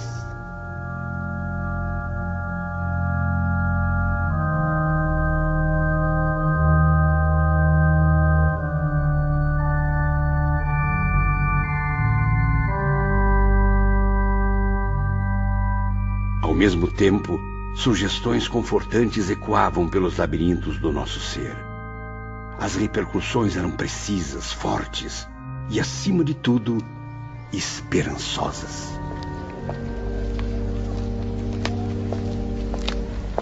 Boa tarde, Sr. Camilo. Noto pelo seu semblante que a sessão magnética de hoje lhe fez muito bem. Ah, certamente, Dr. Roberto. É sempre uma experiência valiosa. Vamos entrar. A assembleia irá começar em breve. Ao entrar na antessala, Camilo sentiu um arrepio de horror. Ah, desculpe-me, Camilo, esqueci de avisar. Para esta reunião foram convidados enfermos de todos os departamentos. As figuras apavorantes do Vale Sinistro. Pensei que nunca mais fosse encontrá-las. Se bem que é estranho. Parecem menos agressivas. Assim como estão o senhor e seus companheiros de enfermaria. Embora os senhores possam ser qualificados como arrependidos, e por isso mesmo receptivos às nossas orientações. E onde permanecem essas criaturas asquerosas? Como percebe, Sr. Bellarmino, a maioria continua animalizada, seja pelo caráter inferior ou pela brutalidade do suicídio cometido. Essas almas não têm raciocínio suficiente para compreender as imposições da vida espiritual. Ocupam o asilo do manicômio por várias conveniências, sobretudo porque precisam ficar longe da visão dos outros enfermos. O que considero bastante justo. A presença desses indivíduos é repugnante. Além disso, se ficarem em contato com os outros, podem causar desarmonia, prejudicar a serenidade necessária ao restabelecimento. Senhores, podemos entrar agora no salão de assembleias. E essas coisas também estão convidadas, Joel? Certamente, meu irmão. O irmão Teócrito aguarda a todos. Acompanhados pelo Dr. Roberto e por Joel, Camilo e os demais pacientes da enfermaria entraram no vasto salão. Por aqui, por favor, queiram vir comigo. Muito obrigado. Me acompanhem. Mas que situação patética. Nunca pensei que fosse morrer e viver para presenciar cena tão ridícula. Tem razão. Chega a ser mesmo estranho, professor Bellarmino. Centenas de espíritos suicidas ao mesmo tempo esforçando-se para corrigir os cacoetes. Vejam, estão lá os afogados, os retalhados, os que despencaram de grandes alturas, todos gesticulando de acordo com os reflexos de seu ato brutal. Pois então somos todos ridículos, nobre Bellarmino. Há quanto tempo comprime os próprios pulsos a fim de estancar o sangue? E quando percebe o gesto, estapeia as próprias mãos censurando-as. E o senhor Visconde Camilo acabou de colocar a mão sobre o ouvido direito. E ao lembrar-se do mau hábito, abaixou-a rapidamente. O mais ridículo é que essas criaturas nem são tão diferentes de nós e ainda conseguem rir de si mesmas. Como dizem, meu caro Mário Sobral, às vezes rir é o melhor remédio. Aliás, Mário, essa sua tosse constante bem me parece mais um cacuete. Ou por acaso acha que ainda está com a corda no pescoço? Bem, tudo não passa de um desabafo, meus irmãos. Não é confortante ter a noção de que os efeitos físicos do suicídio já não devem ser mais sentidos? Pois então, sorriam. Sorriam uns para os outros. Felicitem-se, amigos, pelo alívio recebido. Agora todos sabem que já não devem mais sentir as velhas impressões. A estranha cena, da qual agora também participam, é um bálsamo para seus espíritos. Existe melhor cura para o sofrimento do que espantar o choro com o riso. Lembrem-se de que aqui são proibidas as raivosas convulsões do Vale Sinistro. E chorar, meus caros, seria regredir às desesperadas aflições. Entregar-se às agonias que a caridade dos servos de Deus ajuda a diminuir. Tem razão, Joel. Vamos rir para não chorar. Rir para espantar as más vibrações. Vamos, meu caro Bellarmino, sorria. Sorria para Maria de Nazaré. Pois aqui neste hospital é permitido sorrir.